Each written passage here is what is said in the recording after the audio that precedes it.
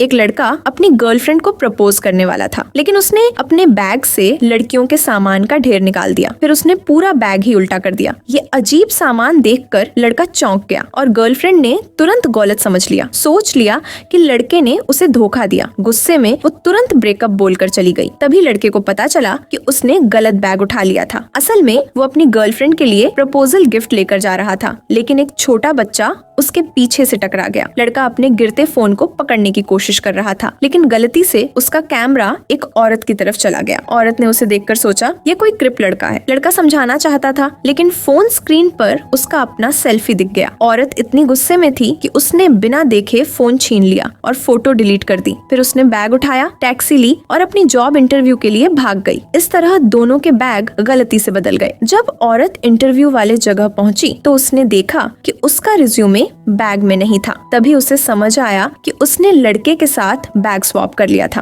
वो तुरंत उस जगह वापस गई जहां वे मिले थे, लेकिन जब टैक्सी से उतरी लड़का वहां से जा चुका था। उसने लड़के का बैग खोला और उसके वॉलेट से आईडी कार्ड निकाला। आईडी पर लिखे पते पर जाकर वो एक आलीशान विला पहुंच गई। उसने दरवाजा खटखटाया और घबरा कर लड़के का नाम पुकारा। बटलर ने जल्दी से रिपोर्ट किया कि एक जवान लड़की यंग मास्टर को ढूंढ रही है। लड़के की दादी ने सोचा ये उसके पोते की गर्लफ्रेंड है। जब लड़की अंदर गई और दादी को देखा तो तुरंत शालीन होकर नमस्ते की। दादी ने देखा कि पोते की गर्लफ्रेंड सुंदर और संस्कारी है, तो उन्होंने उसे फैमिली हीरलूम दे दिया। लड़की मना करना चाहती थी, लेकिन दादी ने फिर भी उसे उसके हाथ में पहनाया। फिर लड़के की माँ ने उसे एक बैंक कार्ड दिया जिसमें बहुत सारे पैसे थे। सबसे हैरान करने वाली बात यह थी कि लड़के के पापा ने उसे एक नई कार भी गिफ्ट की। उन्होंने कहा इसकी कीमत 50 लाख से भी ज्यादा है। इतने महंगे गिफ्ट देखकर लड़की का दिमाग घूम गया। उसे समझ नहीं आया कि अब क्या करे। वो सब चीजें वापस रखकर खिड़की देखकर सोचा कुछ करना चाहिए। उसने बेडशीट्स को जोड़कर रस्सी बनाई और विला से नीचे उतरने की कोशिश की, लेकिन रात में पेट्रोल कर रहा बटलर उसे देख लिया। उसके शक पर लड़की ने कहा थोड़ी नाइट वॉक करने निकली थी। वो जल्दी से कमरे में वापस गई और सोने का नाटक करने लगी, लेकिन पलटते फिरते